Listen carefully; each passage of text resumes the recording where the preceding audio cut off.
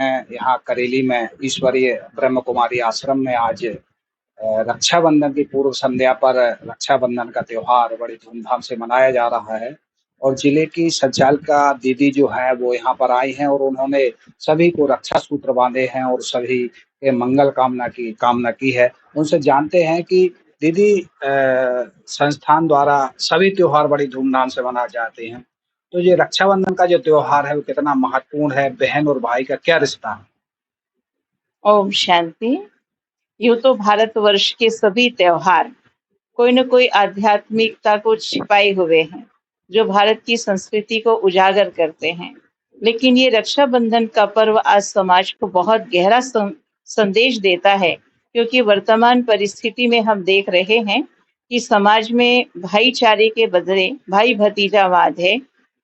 और इसके साथ साथ सांप्रदायिक दंगे बढ़ते जा रहे हैं। भाईचारे का बोलबाला नहीं है, क्योंकि हम कहते तो हैं हिंदू मुस्लिम सिख ईसाई आपस में सब भाई भाई, पर बंधुत्व भावना सांप्रदायिक एकता को बढ़ाने का संदेश देने वाला ये पर्व है। दूसरा, आज समाज में देखा जा रहे हैं तो बलात्कार बढ़ता जा रहा है। एक तरफ तो नारी को शक्ति रूप में देवी रूप में पूजते हैं, घर में कन्या जन्म लेती है तो पांव छूते लक्ष्मी आई, विदा करते हैं तो लक्ष्मी की विदाई समझते हैं। जिस घर में बहू आती है तो कहते बहू लक्ष्मी आई है, और कन्यादान को सबसे बड़ा दान माना जाता है। और उसी को देवी के रूप में माँ दुर्गा से शक्ति मांगते हैं, माँ लक्ष्मी से धन मांगते हैं, माँ सरस्वती से विद्या मांगते हैं। तो मूर्ति की पूजा तो मनुष्य कर लेता है, लेकिन घर रूपी मंदिर में चैतन्य शक्ति और देवी के रूप में, चाहे वो परिवार में हो, समाज में हो, पड़ोस में हो, हर स्त्री नारी शक्ति है, जिसको परमात्मा ने समाज के उत्थान के लिए,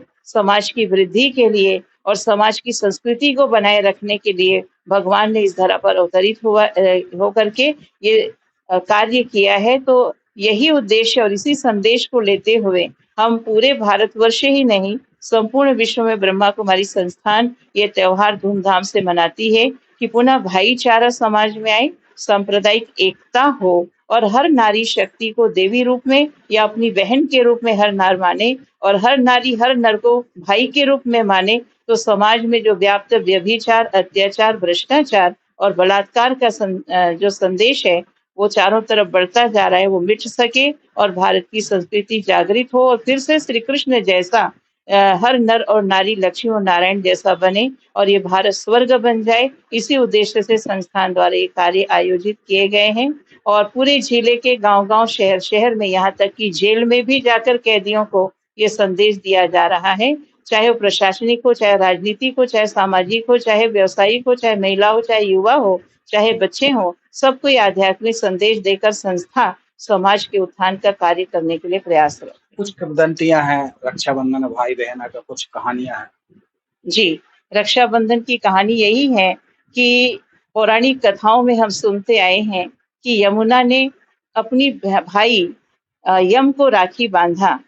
तो उस राखी के बंधन से बंधकर यमराज ने यही कहा कि जो भाई अपनी बहन से ये पवित्र रक्षा का सूत्र बंधाएगा और अपने जीवन में अपनी बहन की रक्षा का, मर्यादा की रक्षा का वचन लेगा, तो यमराज की सजाओं से मुक्त हो सकेगा। हम इतिहास की ओर पन्ना पलटें तो यही सुनने में आता है कि रानी कर्णवती, एक हिंदू महारानी ने हुमायूं जैसे मुस्लिम राजा को संकट और परिस्थिति के समय ये राखी का धागा भेजा और उसे मदद की रक्षा का वचन लिया, और हुमायूं ने धर्म और संप्रदाय को भूल करके नारी को अपनी बहन मानकर इस समाज की रक्षा में अपना कदम बढ़ाया। तो इतिहास या पुराण हमें यही संदेश देते हैं कि भारत की संस्कृति में धर्म जाति नहीं, लेकिन हर नारी और नर भाई और बहन है। अगर ऐसी भावना समाज में आ जाए तो समाज का उत्थान अवश्य संभव।